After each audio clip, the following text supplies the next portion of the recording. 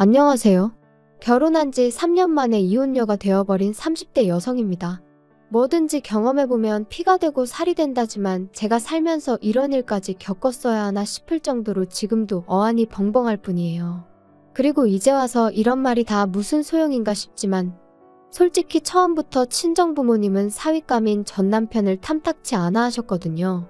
하지만 그때는 모든 부모들 눈에는 자기 자식이 최고로 보인다잖아요? 그래서 저희 부모님도 그러시는 거라고 크게 신경 쓰진 않았는데 제가 정말로 어리석었네요. 남편하고 처음 만난 건 제가 카페에서 아르바이트를 하던 때였어요. 사실 저는 원래 그래픽 디자이너라는 직업을 가지고 프리랜서로 활동하고 있었는데 제가 하는 일이 뭐랄까 성수기 비수기가 있다고 해야 할까요? 그래서 일이 많은 달에는 정말 눈코 뜰 새 없이 바쁘고 또 일이 없는 달에는 이렇게 한가해도 되나 싶을 정도로 일이 없기도 해요.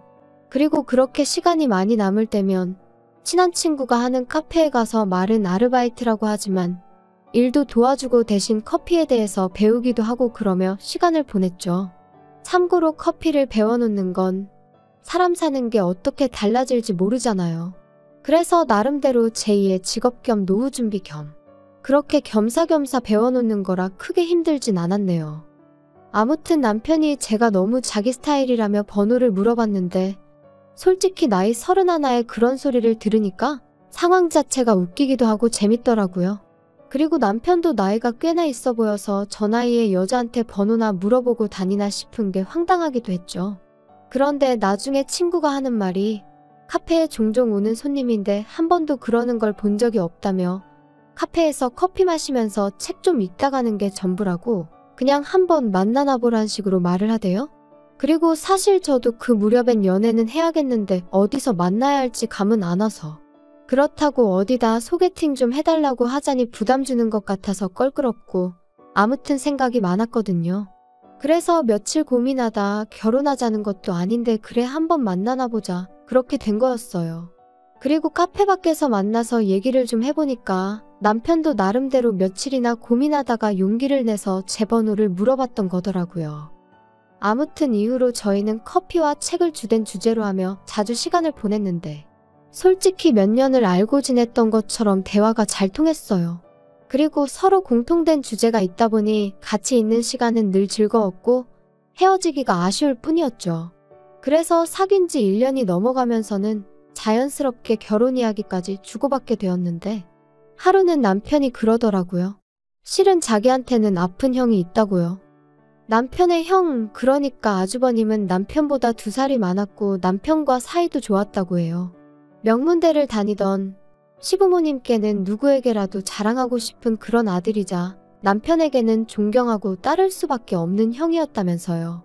하지만 아주버님 나이 23, 친구들과 떠났던 여행에서 불의의 사고를 당했고 이후로는 침대를 벗어날 수 없는 상황이 되었던 거죠.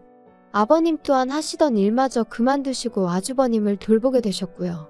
참고로 어머님께서는 입버릇처럼 당신은 원래 몸이 약해서 힘든 일은 못한다 하시는 분이세요. 그리고 그건 아픈 아들 앞에서도 예외가 없으셨죠. 게다가 그때도 그렇고 제가 남편과 결혼한 이후까지도 병원에서는 다시 일어나는 건 거의 불가능이라고 이야기를 했지만 시부모님은 희망을 버리지 못하셨어요. 그리고 그런 부모의 믿음을 솔직히 어느 누가 비난할 수 있겠어요? 그저 듣는 내내 안타까울 뿐이었죠. 그리고 저는 솔직히 이런 상황을 제가 이해하기만 한다면 저희가 결혼하는 데는 아무런 문제가 없을 줄 알았습니다. 하지만 정말 넘어야 할 산은 그게 아니더군요. 왜냐하면 다른 사람도 아닌 시부모님께서 남편과 제 결혼을 반대하셨으니까요. 어떻게 장남인 아주버님이 아직 장가를 못 갔는데 둘째가 먼저 갈 생각을 하냐면서 말이에요. 그런데 현실적으로 아주버님은 결혼을 논할 상황이 아니었으니 황당할 수밖에 없었죠. 게다가 여기서 끝이 아니었습니다. 그제서야 알게 된 또 하나의 사실은 남편은 그동안 어머님이 자기 월급을 맡아서 관리해주고 계시다면서 저에게 늘 한 1억 정도는 모아져 있을 거라고 했거든요. 거기에 자기 생각엔 그래도 아들이 장가 가는데 설마 하나도 안 해주시겠냐며 5천 정도는 해주실 거라는 거예요. 어머님이 몇 번 직접 말씀하신 적도 있다면서 말이죠. 하지만 웬걸요. 5천을 보태주시기는커녕 그 1억도 못 주신다고 나오셨어요. 너는 아픈 형을 두고는 결혼 소리가 나오냐? 장남인 형이 먼저 장가갈 때까지 잠자코 기다려. 이래는 다 순서가 있는 법이야. 너 여자의 환장에서는 그러는 꼴라는 못 본다. 괘씸해서 1억도 못 줘. 솔직히 처음엔 정말 남편이 몰랐을까? 알면서 내 앞에서 쇼를 하는 건 아닐까? 저도 사람이니까 실망스러운 상황에 속이 상하면서 한편으론 그런 비뚤어진 생각까지 하게 되더라고요. 그런데 하루는 남편이 정말 제 앞에서 주저앉아 엉엉 우는데 그 우는 소리가 쥐어짜내는 게 아니라 정말 우라가 치밀어서 자기 감정을 어떻게 주체를 못해서 우는 소린 거예요. 그리고 그런 모습까지 보고 나니까 남편이 그냥 너무 불쌍했던 거죠. 그래서 제가 어떻게든 책임져 줘야겠다. 어머님 아버님으로부터 구해와야겠다는. 지금 생각하면 진짜 오지랖도 그런 오지랖이 없는데 그런 다짐을 했다니까요. 그래서 결국 결혼까지 밀어붙였어요. 남편도 저한테 너무 고맙다면서 자기는 이제 가족은 저 하나뿐이다 생각하고 살겠다 뭐 그런 소리까지 해댔고요. 사실 저희 친정이라고 경제적으로 얼마나 넉넉한 건 아니었습니다. 하지만 그래도 저나 친정 부모님이나 도움은 못 줄 망정 서로 부담은 주지 말자는 주의였거든요. 그러니 저는 처음부터 친정에 손을 벌릴 생각도 없었고 친정 부모님도 도와주지 못해 미안하다 하셨지만 서운할 것도 없었죠. 그리고 참고로 저는 모아둔 돈도 8천 정도 있었고 비록 8평의 작은 오피스텔이지만 제 소유의 집도 있었어요. 그래서 남편한테 그냥 몸만 오라고 대신 앞으로 당신 월급 관리는 내가 하겠다 했더니 그러라고 하더라고요. 결혼식을 올린 이후로 솔직히 시댁과 금전적인 거래는 아무것도 하지 않고 싶은 마음이 굴뚝 같았는데 남편이 그래도 누워만 계시는 아주버님은 솔직히 자기한테 뭘 잘못한 것도 아니고 그래서 아주버님 병원비라도 얼마 보태드린다는 마음으로 얼마는 보내드렸으면 하는 눈치더라고요. 그리고 그런 남편의 마음까지 제가 이래라 저래라 할 일은 아닌 것 같아서 남편의 의견을 따라주기로 했네요. 매달 30만 원씩 보내드리기로요. 그런데 이 일로 다시 한번 시부모님께서 난리가 나셨습니다. 지 형 알기를 우습게 알아서 장가도 지멋대로 먼저 가버리더니 이제 지 부모고 형이고 눈에 뵈는 게 없어서 돈이냐고 꼴랑 30만 원을 보내냐? 거지한테 적선하는 것도 아니고 이게 경우냐? 한편 그래도 또 시간은 흘러 저희가 결혼한 지 어느덧 8개월이 지나가던 때였어요. 이때는 이미 왕래랄 것도 없었고 그저 명절이나 생일처럼 그냥 넘어가기 어려운 날에만 시댁에 가 밥 한 끼 먹고 오는 게 전부였지요. 참고로 음식은 다 제가 해갔고 용돈도 챙겨드렸습니다. 한 번도 고맙다 수고했다 소리는 못 들었지만요. 그리고 그날은 아버님 생신이라서 미역국에 갈비잡채에 오로지 남편 기 살려주겠다는 생각으로 양손에 바리바리 싸들고 시댁을 찾았어요. 이건 짜네 이건 다네 불평불만을 반찬 삼아 입으로 들어가는지 코로 들어가는지도 모르겠는 식사를 하던 때였습니다. 어머님께서 갑자기 기도원 이야기를 꺼내시더라고요. 아는 분이 그 기도원 원장인데 엄청 유명한 사람이라면서 환자들이 그 기도원 원장하고 눈만 마주치면 온몸의 병이 싹 다 낫는다고 하더라나요? 그러자 남편이 그게 말이 되냐면서 어머님한테 핀잔을 줬어요. 그거 다 사기라고 누가 그런 소리를 하더냐며 말이죠. 하지만 어머님께선 네가 만나봤냐고 너는 뭣도 모르면서 왜 재수없게 그런 소리를 하느냐며 화를 내셨습니다. 뭣도 모르는 놈이 나서기는 니들이 데려가 달라고 해도 나는 니들은 안 데려가. 괘씸해 죽겠어. 우리 셋이서만 갈 거니까 그런 줄이나 알아. 어머님, 그런데 혹시 비싸지는 않나요? 잘 알아보신 건지. 혹시 위치가 어디예요? 근처에 병원은 있어요? 그래야 아주버님이 혹시나 상태가 안 좋아지시면 바로 병원으로 옮길 수 있지 않을까요? 너는 왜 생각을 안 하냐? 가서 원장님하고 눈만 마주치면 병이 싹 다 낫는다는데 병원을 왜 가? 병원이 왜 필요하겠냐? 나는 너랑 말 몇 마디만 하면 답답해서 짜증이 나. 그런데 문제는 집에 돌아와서 남편과 함께 찾아보니 기도원 입소 비용이 자그만치 2억이었어요. 그리고 저희 시부모님한테 그런 큰돈이 있을 것 같진 않았거든요. 남편은 결혼할 때 자기 돈 1억도 안 주더니 2억짜리 기도원에 간다는 게 말이 되냐며 분통을 터뜨렸습니다. 당장이라도 쫓아가서 다 뒤집어 엎고 싶다며 분을 삭히지 못했죠. 하지만 제가 말씀만 그렇게 하셨지 비용은 모르고 계신 거 아니겠냐. 안 가실 수도 있으니까 일단은 지켜보자며 남편을 달랬어요. 그런데 차라리 쫓아가게 내버려뒀어야 했던 건지. 그 대화가 오가고 2달도 안 돼서 어머님이 정말 아버님, 아주버님과 함께 기도원에 들어가셨거든요. 그래서 설마 하는 마음으로 어머님 댁 등기부등본을 확인했더니 그나마 어떻게 보면 어머님 아버님의 전재산이라고 할 수 있는 그 아파트 한 채를 파셨더라고요. 보다 못한 제가 결국 남편을 설득해 남편과 같이 기도원에 찾아갔어요. 그리고는 저희를 안 보겠다 하시는 어머님을 붙들고는 집을 파시면 어떡하냐 물었습니다. 기도원에서 나오시면 어디서 지내시려고 이러시냐고. 그리고 그때 제 마음은 어머님이 후회한다 도와달라 그렇게만 말씀해 주시면 수단과 방법을 가리지 않고 정말 대로변에 드러누워 시위를 하는 한이 있더라도 시부모님의 전재산 어떻게든 찾아드리려고 했어요. 정말 이를 갈고 작정을 하고 갔거든요. 그런데 어머님 말씀이 우리 잘난 장남은 이제 곧 다 나사서 멀쩡해질 거다. 그러면 저 잘난 머리로 돈 벌어오는 건 일도 아니야. 둘째 너가 주는 그 잘난 30만 원 다 필요 없다. 너도 네 형이 얼마나 잘나고 똑똑한지 알지? 나는 걱정은 요만큼도 안 된다.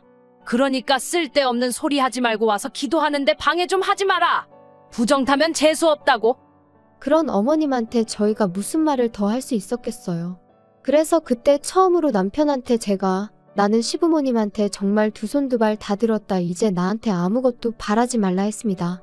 그랬더니 남편도 자기도 질릴 대로 질려버렸다면서 알겠다고 하대요.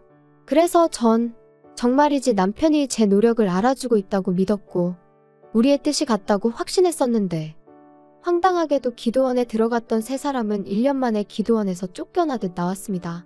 알고 보니 기도원 입소 비용은 1년마다 새로 내야 하는 거였는데 시부모님 형편에 또 한 번 2억을 만든다는 건 어림없는 일이었으니까요. 그런데 저를 더 황당하게 한 건 남편이 시부모님 지내실 전셋집이라도 구해드려야 할 것 같은데 이를 어쩌면 좋겠냐고 저를 떠보더라고요. 어이가 없어서 제가 우리한테 그럴 돈이 어딨겠냐 했어요. 그랬더니 한다는 말이 이제껏 자기 월급을 제가 관리하지 않았냐면서 자기 돈이 좀 모이지 않았냐는데 겨우 2년이었거든요. 그리고 제가 무슨 은행도 아니고 남편 돈 따로 저축하고 제 돈 따로 저축하고 그렇게 모은 게 아니었으니 남편이 하는 말이 기도 안 찰 뿐이었죠. 그런데 남편은 급기야 저더러 이러면 어머님이랑 저랑 다를 게 없네 어쩌네 하면서 자기 돈을 돌려달라 뭐 그런 식으로 나오더라고요. 기도 안 차서 정말이지. 그렇다고 남편이 월급을 얼마나 많이 가져다 줬냐 하면 그것도 아니었어요. 그래서 치사하고 더럽다며 2년치로 1,500 줘버렸네요. 그리고는 앞으로 월급도 당신이 관리하고 대신 생활비나 반반 따박따박 내놓으라 했죠. 원래는 아주버님 요양원비만큼은 어느 정도 저희 생활비에서 부담하려고 했는데 그런 마음도 싹 다 사라져서 당신이 다 내라고 했고요. 아무리 남편이라지만 재수없고 정 떨어지는 게 이런 건가 싶더라니까요. 그리고 요양원에 들어간 아주버님이 7개월 만에 세상을 떠났습니다. 급성폐렴이었죠. 솔직히 슬픈 것과는 별개로 후회한다던가 제가 더 잘해드렸어야 하는 데와 같은 아쉬움이랄지 그런 건 별로 느끼지 못했는데 그도 그럴 것이 대화가 불가능한 상황이었으니 제가 뭘 하고 말고 할 게 없었으니까요. 하지만 시부모님과 남편은 슬픔을 주체하지 못하는 눈치였고 특히나 어머님은 아주버님이 세상을 떠나게 된 이유를 어째서인지 저한테서 찾으려고 하셨습니다. 이게 다 며느리인 제가 남편의 월급을 한마디로 돈줄을 쥐고서는 조종을 한 탓에 남편이 예전처럼 넉넉히 경제적으로 지원해주지도 않았고 그러니 차도가 없어서 기도원에도 가게 된 거고 기도원에 가서 돈을 잃게 된 것도 그러니 저 때문인 거고 요양원도 저 때문에 더 좋은 데로 보내지 못했다면서 전부 다 제 책임이라고 이게 다 반대하는데도 결혼하겠다고든 저 때문이라고요. 그리고는 결정타로 하신 말씀이 그러니 이제 제가 시부모님을 모시고 살아야 된답니다. 오갈 데도 없고 살아갈 이유도 못 느끼겠다며 저더러 당신들 남은 인생을 책임지라나요? 말도 안 되고 기도 안 차서 억지 좀 쓰지 마시라고 그랬어요. 그리고 저는 이때까지도 남편이 저와 한마음 한뜻일 거라 생각했거든요. 그래서 남편더러 말이 되는 말씀을 하셔야지. 어머니 아버님 도대체 왜 저러시냐 나 정말 미치겠다. 하소연을 했지요. 그런데 남편이 예전과는 다른 표정을 하고는 저를 보면서 오로지 형 하나 낳길 바라는 마음으로 사시던 분들이니 지금 마음이 어떠시겠냐며 저더러 무조건 싫다 하지 말고 이해를 해보려고 노력을 좀 해보라나요? 어이도 없고 황당해서 내가 뭘 어떻게 이해하냐 했어요. 아주버님 돌아가신 건 정말 슬프지만 왜 다 나 때문이라고 하냐고. 그렇게 따지고 들면 친구들하고 여행을 가게 허락해주신 시부모님이 애시당초 문제 아니냐? 여행만 못 가게 하셨으면 그렇게 다쳐서 누워 계실 일도 없던 거 아니냐? 저도 너무 답답하니까 억지를 쓰게 되더라고요. 그런데 그때 벼랑간 눈이 번쩍 하더니 한쪽 뺨이 뜨겁게 열이 올랐어요. 네, 남편이 저를 때렸죠. 어이가 없어서 지금 나 친 거냐니까. 제가 말이 너무 심해서 자기도 모르게 손이 나갔다는데 그 길로 제 핸드폰이랑 차키만 챙겨서 먼저 차 끌고 집에 왔습니다. 그리고 대략 2시간쯤 흘렀을까 남편이 왔어요. 잠깐 열어주지 말까 하다가 이웃들한테 패기치는 것도 아닌 것 같아서 여차하면 경찰을 부르겠다는 마음으로 문을 열었죠. 다행히 남편은 현관에서부터 정말 미안하다며 저한테 싹싹 빌긴 했지만 처음이 어렵지 2번, 3번이야 뭐. 그래도 일단은 뭐라고 짓거리는지 드러나보자는 마음으로 남편을 가만히 쳐다봤습니다. 그러자 남편이 자기야, 내가 곰곰이 생각을 해봤거든? 그런데 생각해봐. 이게 자기 일이라면 자긴 어떻게 하겠어? 하나뿐인 처남이 억울하게 다쳐서 10년 가까이 누워만 있다가 세상을 떠났다고. 그리고 장인 장모님이 삶에 대한 의지를 놓으신다면 자기도 힘들지 않겠어? 아마 해주지 못한 것들만 생각나고 미안하지 않겠냐고. 내가 딱 그런 마음이야. 형한테 하나라도 더 해줄 걸, 같이 좀 더 시간을 보낼 걸. 어이가 없어서 남편을 쳐다봤어요. 그런데 남편은 자기가 하는 말이 저한테 씨가 먹힌다고 생각한 건지 아주 자아도취를 해서는 계속해서 헛소리를 이어갔습니다. 자기가 나 좀 도와주라. 우리 부모님 당분간만 여기 와서 같이 지내시게 해줘. 우리는 어차피 출퇴근하고 집에서 잠만 자니까 거실 쓰고 부모님한테 방 쓰시라고 하면 되잖아. 내가 부모님한테 자기 힘들게 하면 안 된다고 신신당부할게. 응? 말이 되는 소리를 해. 지금 둘이 사는 것도 빠듯한데 어떻게 8평짜리 집에서 넷이 살자는 거야? 그리고 시부모님을 당분간 모시자니 당분간이 얼마나를 말하는 건데. 설령 일주일이라도 불편해? 절대 안 돼. 진짜 너무한 거 아니야? 나 자기가 월급 통장 달라고 해서 그거 다 줬었고 자기가 어떻게 관리하는지 한 번도 간섭한 적 없어. 마음 같아선 50만 원씩 드리고 싶었던 것도 30만 원 드린다 했을 때 서운했지만 말 안 했고. 너 진짜 가지가지한다. 우리 친정부모님은 10만 원씩 드린 거 기억 안 나? 그리고 그나마도 시부모님 전세자금 해드린다고 다 가져갔잖아. 진짜 쓸데없는 소리 한 번만 더 해봐. 나 안 참아. 안 참으면 뭐 어쩔 건데. 됐어. 내가 내일 모시고 올 테니 그냥 그런 줄 알아. 내가 너한테 허락 구하자는 거야? 이 집이 네 거야? 부부가 같이 사는 우리 집이지? 그러니까 네 뜻대로만 하는 건 억지야. 이제 보니 정말 피는 못 속이는구나. 법적으로 내 집이거든? 그러지 말고 그냥 이혼해. 네가 혼자 나가서 시부모님 모시고 살아. 그렇게 모시고 싶어서 뭐 하나라도 더 해드리고 싶어서 지금 사리분별이 안 되나 본데. 나도 지쳤어. 그냥 제발 나가. 이쯤에서 다 그만두자고. 뭐? 지금 이혼이라도 하자는 거야? 그리고 저는 결국 친정아버지와 남동생에게 전화해 집으로 와달라고 했어요. 제가 살면서 아버지나 동생에게 그런 부탁을 한 적은 단 한 번도 없었기에 두 사람 다 바로 거절 않고 오겠다 해주었고요. 그러자 남편도 쫄았는지 저더러 치사하네 어쩌네 해댔고 저는 그렇게 도망가려는 남편을 붙들고 늘어졌습니다. 친정아버지랑 동생 앞에서 이혼한다 소리를 확실히 들어야겠단 마음이었거든요. 그렇게 한 1시간 정도 실랑이를 했나 친정아버지가 먼저 도착하셨어요. 그리고 얼마 지나지 않아 동생도 모습을 보였죠. 두 사람 다 험악한 표정으로 어떻게 된 거냐 자초지종을 묻길래 남편이 나랑 상의도 없이 시부모님을 모셔오려고 한다. 시부모님은 내가 아주버님을 죽였다는 식으로 몰아가신다. 나 때문에 이 집안에 불행이 닥쳤다는 악담을 해대는데 어떻게 같이 사냐. 게다가 나 뺨도 맞았다. 그리고 제가 맞았다는 소리에 말릴 새도 없이 남동생 주먹이 남편 얼굴에 내리꽂혔습니다. 네가 뭔데 내 누나한테 손을 대냐고요. 이후로도 계속 남편을 두들겨 패려는 남동생을 저랑 아버지가 정말 간신히 말렸어요. 그리고 결국 남편과 저는 이혼했습니다. 제가 협의 이혼을 해주지 않으면 그때는 이혼 소송을 할 거고 그러면 어떻게든 위자료까지 받아내겠다고. 찾아보니 당신 월급을 내가 가압류할 방법도 있겠더라고. 솔직히 그 과정이 쉽지는 않다고 했지만 변호사에게 들은 내용 중 좀 먹힐만한 것만 남편에게 며칠이고 쏘아댔거든요. 그랬더니 남편이 지레 겁먹고 협의 이혼 해주더라고요. 혹시나 숙려기간에 어디서 뭘 듣고 와서 마음을 바꿔먹을까 어찌나 불안하던지 정말 시한폭탄이 따로 없다 싶었죠. 그리고 마침내 완전히 남남이 되었을 때 저는 제 오피스텔을 팔고 지금의 집으로 이사를 했어요. 대출을 좀 받았지만 이제는 오피스텔 아니고 아파트예요. 전 남편의 흔적이 남아있을 법한 건 다 버리고 온 덕분에 새 기분 새 출발한 느낌이 물씬 나고요. 남편 소식이야 어디서 들을 때도 마땅치 않아 잘은 모르지만 어머님이 언젠가 한번 하소연 겸 저한테 욕하시려고 연락을 해오신 적이 있거든요. 그때 언뜻 말씀하시길 저 때문에 셋이서 부대끼며 산다고 저더러 어쩜 끝까지 그렇게 이기적이냐 욕을 하셨는데 처음부터 그렇게 복작복작하게 지내고 싶으셨던 거 아닌가요?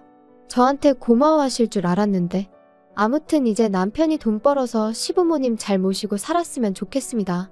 시부모님도 이제 평생 아들이 벌어다주는 돈 쓰고 사실 생각에 얼마나 행복하시겠어요. 한번 알콩달콩 잘 살아봐.